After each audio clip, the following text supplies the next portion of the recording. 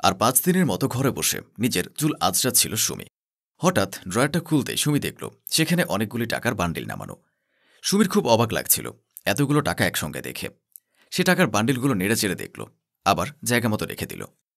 তারপর বিকেলবেলা মলয় অফিস থেকে ফিরলে সুমি প্রথমে জিজ্ঞেস করল, তোমাকে একটা কথা জিজ্ঞেস করা ছিল। কি কথা বলো না। তোমার ড্রয়ারে অনেকগুলো টাকার বান্ডিল দেখলাম। হঠাৎ করে এত টাকা ব্যাংক থেকে তোলার কি দরকার ছিল? এখন তো টাকা তোলার বিশেষ কারণ দেখছি না। এতগুলো টাকা তুমি কি করবে?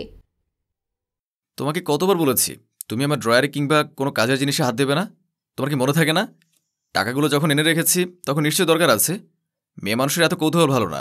বাড়ির বউর মতো থাকো। বেশি ওকালতি করতে গেলে আমি তোমার কোনো প্রশ্নের উত্তর দেব না। তুমি আমার সাথে এভাবে কথা বলছো কেন? সাধারণ একটা প্রশ্ন জিজ্ঞেস করেছিলাম, সেই প্রশ্নের উত্তরটা সাধারণভাবে দিলেই পারতে। এতগুলো টাকা এনে বাড়িতে রেখেছো, আমার কৌতূহল হতেই পারে কিসের জন্য এত টাকা আনার প্রয়োজন হয়েছিল। একবারই তো বললাম মেয়ে মানুষের বেশি কৌতূহল ভালো না। যেমন আছো তেমনই থাকো। কি জন্য কি করেছি সেটা সম্পূর্ণ আমার ব্যাপার। ভুলে যেও না, শুধু মেয়ে মানুষ নয়, আমার আরও একটা পরিচয় আছে। সেটা হলো আমি এ বাড়ির বউ, আর এ বাড়ির প্রত্যেকটা বিষয় সম্পর্কে জানার অধিকার আমার আছে। হঠাৎ করে এতগুলো টাকা কেনই বা ব্যাংক থেকে তুলতে গেলে? কিসে খরচ করবে সেটা তো আমাকে জানানোর প্রয়োজন আছে। বারবার জিজ্ঞেস করাতে মলয় বেশ বিরক্ত হচ্ছিল। শেষ পর্যন্ত থাকতে না পেরে বলল, সামনে আমার বোনের বিয়ে, তার জন্য এতগুলো টাকা তোলা হয়েছে। বোনের বিয়েতে দাদা হিসেবে খরচ করার একটা দায়িত্ব আছে না? তাই ভাবলাম অফিস থেকে লোন নিয়ে নেই। বোনের বিয়ের জন্য এতগুলো টাকা লোন নিয়েছে শুনে সুমির মুখটা বিগড়ে গেল। সে বুঝতে পারল না সংসারের এত খরচ করার পরেও কেন মলয় বোনের বিয়ের জন্য এতগুলো টাকা নিয়েছে, তাও আবার লোন করে। এবার সে লোনের টাকা শোধ করবে নাকি নিজের সংসারের জন্য সঞ্চয় করবে, নানান কথা চিন্তা করতে লাগল সুমি। এরপর বলল, তোমার এই হঠাৎ হঠাৎ সিদ্ধান্ত নেওয়াগুলো আমি একদম মেনে নিতে পারি না। তুমি যে এতগুলো টাকা লোন নেবে সেটা তো আমাকে একবার জিজ্ঞেস করলে পারতে। আজকালকার যুগে কোন দাদা নিজের বোনের জন্য এতগুলো টাকা ব্যাংক থেকে লোন নেয় শুনি? প্রয়োজন পড়লে অল্প খরচায় বিয়েটা করানো যেত, কম লোকজন খাওয়ানো হতো। এত আড়ম্বর করার কি প্রয়োজন ছিল? আর যদি আড়ম্বর করার থাকে তাহলে তোমার বাবার তো অনেক জমি জায়গা আছে, সেগুলো বিক্রি করে বিয়ে দেওয়া যেত। কিংবা তোমার মায়ের গয়না বিক্রি করেও এই কাজ থেকে উদ্ধার হওয়া যেত। খামোখা তুমি তোমার মাথার উপর এতটা চাপ নিতে গেলে কেন? তোমারও তো আগামী দিনে সন্তানাদি হবে, তাদের জন্য ভাবতে হবে না বুঝি? শুধু নিজের বোনের পিছনে এতগুলো টাকা খরচ করার কোনো মানে হয় না। আমি কেন তোমাকে সবকিছু বলি না জানো? তুমি ঠিক এই ধরনের মানসিকতা নিয়ে চলো। তার জন্য তোমার মধ্যে সামান্যতম বিবেকবোধ নেই। দাদা হিসেবে বোনের জন্য এটুকু করব, তাও তোমার কাছে কয়েক ঘন্টা কথা শুনতে হয়। মায়ের গয়না বিক্রি কিংবা বাবার জমি বিক্রির প্রসঙ্গ এখানে আসছে কোথা থেকে? আর তাছাড়া লোন যখন আমি নিয়েছি সেরকম আমি লোন শোধ করব? তোমাকে নিয়ে এত চিন্তা করতে গিয়ে বলেছে। সুমি জানে সুমির কোনো কথা মলের কাছে খাটে না, কিন্তু তবুও বারংবার নিজের স্ত্রী হওয়ার অধিকার ফলাতে যায় সুমি, আর বারবার অপমানিত হয়ে ফিরতে হয় তাকে। সুমির চোখটা ছলছল করে উঠল। সে বলল, তুমি কি বলতে চাইছো? আমি আমার ননদকে হিংসে করি? আমার মানসিকতা খারাপ? সে তো আমার নিজের ননদ হয়, তার জন্য আমার মধ্যে যথেষ্ট ভালোবাসা আছে, কিন্তু নিজের ক্ষতি করে অন্যকে সুখী করার কোনো ইচ্ছে আমার নেই। আমি একবারও বলিনি তুমি আমার বোনকে হিংসে করো। তুমি নিজে এসে কথা বললে, কারণ তুমি সত্যি তাকে হিংসে করো। ঠিক আছে, তোমার যা ইচ্ছে হয় তুমি তাই করো। নিজের টাকা যেখানে খুশি খরচ করো। এবার থেকে আমি আর তোমার টাকা পয়সার বিষয়ে কোনো কিছুই বলতে আসবো না। আর তোমার বোনেরও বলিহারি যায়, সে কি করে দাদার এরকম অবস্থা জানা সত্ত্বেও এতগুলো টাকা নিজের বিয়ের জন্য খরচা করবে আমি বুঝে উঠতে পারছি না। অতই যখন আড়ম্বর করে বিয়ে করার শখ, তখন খরচাগুলো নিজেই তো করলে পারত। দাদা বৌদির কথা চলাকালীন সে ঘরের পাশ দিয়ে পেরিয়ে যাচ্ছিল বুলটি। হঠাৎ তাকে নিয়ে কথা হচ্ছে দেখে সে রুমে ঢুকে বলল, তুমি কি আমাকে নিয়ে কিছু বলছো বৌদি? বাইরে থেকে শুনতে পেলাম আমায় নিয়ে কথা হচ্ছে, তাই জানার খুব কৌতূহল হলো। ইদানিং দেখছি দাদা বৌদির ঘরের দিকেও আড়ি পাততে শুরু করেছো। তোমাকে নিয়ে কি কথা হচ্ছে না হচ্ছে সেটা তো আমাদের ব্যাপার। তুমি কেন কান পেতে আমাদের কথা শুনেছ? জানো না দাদা বৌদির কথা আড়ি পেতে শোনা অন্যায়? তুমি তো যথেষ্ট বড় হয়েছ, আজ বাদ কাল তোমার বিয়ে হবে। তোমার আর তোমার স্বামীর কথোপকথন যদি কেউ আড়াল থেকে এভাবে শুনে, তোমার কি তখন ভালো লাগবে? সাধারণ কমন সেন্স বলতে তোমার কি কিছুই নেই? নাকি সব জেনে বুঝেও ঢং করতে আসছো? এসব কি কথা বৌদি? আমি তোমাকে কি এমন বললাম যার জন্য এতগুলো কথা শোনাতে হলো? আমি তো শুধু জানতে চেয়েছিলাম আমাকে নিয়ে তোমাদের মধ্যে কি কথা হচ্ছে। আমার যেদিন বিয়ে হবে সেদিন হবে, সেটা নিয়ে প্রশ্ন নয়। প্রশ্ন হচ্ছে আমি তো তোমাদের কথা ইচ্ছে করে শুনিনি। এদিক দিয়ে পেরিয়ে যাচ্ছিলাম, তুমি বেশ জোরে জোরেই কথাগুলো বলছিলে, তাই আমার কানে এসেছে। আমার মনে হয়েছে একবার তোমাকে জিজ্ঞেস করি, কারণ না জেনে বুঝে কারোর প্রতি ভুল ধারণা পোষণ করা অন্যায়, আর আমি চাই না তোমাকে ভুল বুঝতে। তাই জিজ্ঞেস করেছিলাম আমার ব্যাপারে কি কথা হচ্ছে তোমাদের মধ্যে। আর আমি জানি দাদা বৌদির কথা আছে, আড়ি পাতা অন্যায়, কিন্তু দাদা বৌদি জোরে জোরে কথা বললে পাশ দিয়ে পেরিয়ে যাওয়ার সময় যদি সে কথা কানে আসে, তা জিজ্ঞেস করা অন্যায় নয়। শুনেই যখন ফেলেছো তখন জিজ্ঞেস করছো কেন? আমাদের ব্যক্তিগত ব্যাপার, আমরা তোমার সঙ্গে শেয়ার করতে চাই না। বুলটি, তুই এখন এখান থেকে যা। আর তুই চিন্তা করছিস কেন?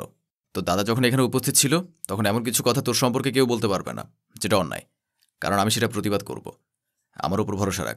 তো দাদা যতদিন বেঁচে আছে ততদিন তোর কোনো ভয় নেই, কারণ দাদা যখন একবার কথা বলে দিয়েছে সেখানে কোনো কথাই বলা বুলটির সাজে না। সে তার দাদাকে ভীষণ সম্মান করে ছোটবেলা থেকে, দাদাকে দেখে আসছে অন্যের প্রতিবাদ করতে।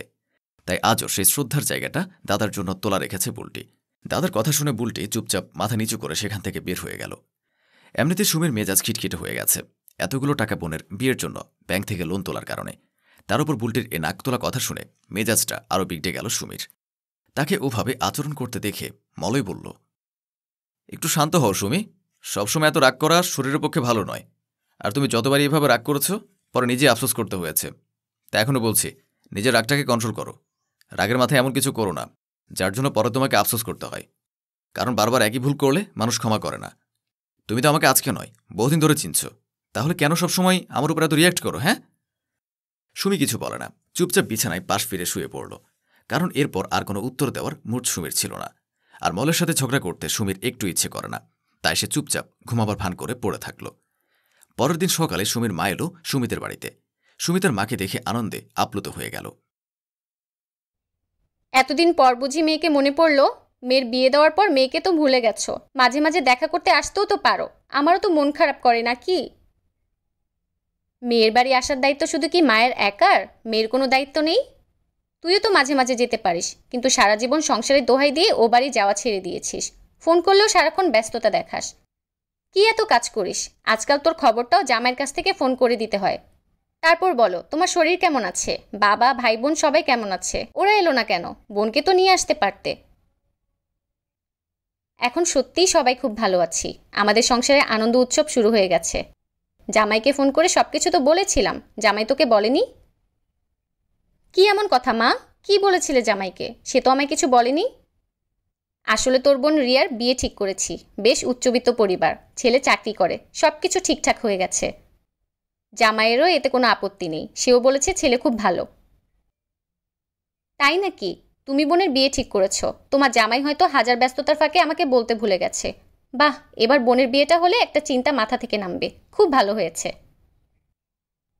চিন্তা তো একটা ছিলই, জামাই যদি না থাকতো তাহলে এই চিন্তা থেকে আমি মুক্ত হতে পারতাম না। ছেলের বাড়ি থেকে কয়েক লাখ টাকা পণ চেয়েছিল, আমি তো প্রথমে জবাব দিয়েছিলাম, কারণ এত টাকা পণ দিয়ে বিয়ে দেওয়ার ক্ষমতা আমাদের নেই, তুই তো খুব ভালো করেই জানিস।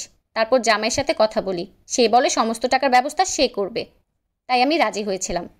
আজ তো জামাই আমাকে এ বাড়িতে ডেকে পাঠিয়েছে। জামাই কোথায়? ওকে একটু ডাক। এসব কথা শুনে সুমির মনটা কেমন কৌতূহলী হয়ে উঠল। কিসব বলছে তার মা সেটার মাথামুন্ডু কিছুই বুঝতে পারছে না।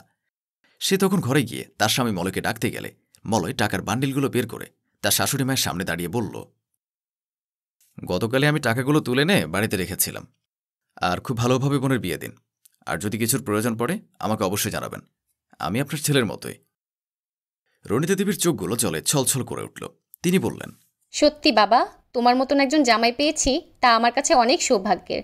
আজ তুমি না থাকলে এত ভালো একটা পরিবারে আমি আমার ছোট মেয়ের বিয়ে দিতে পারতাম না। কি বলে যে তোমাকে ধন্যবাদ জানাবো তা সত্যিই আমার জানা নেই। ভগবান যেন আগামী জন্মে তোমাকে আমার ছেলে করেই পাঠান। এই ঘটনা চোখের সামনে দেখে সুমির অনুশোচনা হয়। গতকাল এত ঝগড়া হওয়ার পরেও মনে হয় একবারের জন্য বলেনি বিয়েটা তার ননদের নয়, বরং তার বোনের হতে চলেছে। সুমি তখন মলয়কে ক্ষমা চেয়ে বলল, আমি সত্যি বুঝতে পারিনি তুমি আমার বোনের জন্য এতগুলো টাকা লোন নিয়েছো, তাই তোমাকে অনেক আজে বাজে কথা শুনিয়ে দিয়েছি, পারলে আমায় ক্ষমা করো।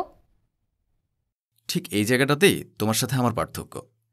তুমি সবসময় আমার বোনকে আমার বোন ভেবে গেছ, আর আমি তোমার বোনকে নিজের বোনের মতো স্নেহ করেছি। যেদিন তুমি আমার বোনকে নিজের বোনের মতন ভালোবাসতে পারবে সেদিনে ছোটোখাটো ব্যাপারগুলো তুমি নিজেই বুঝতে পারবে। আমার কাছে জিজ্ঞেস করার প্রয়োজন পড়বে না। নিজের মানসিকতাটাকে পরিবর্তন করো, তবেই সব কিছু সুন্দর লাগবে। বিয়ের পর আমার তোমার বলে কিছু হয় না, দুটো পরিবারই আমাদের দুজনের হওয়া উচিত। তোমার পরিবারটা যেমন আমার কাছে সুন্দর, সেরকমভাবে আমার পরিবারটাকেও তুমি তোমার করে নাও। দেখবে সংসার করতে আরও ভালো লাগছে। ভালোবাসা না থাকলে একটা সংসার কোনোদিনই সুন্দর হয় না। যতদিন স্বার্থ নিয়ে চলাফেরা করবে ততদিন সবাইকে দেখে বিরক্ত লাগবে।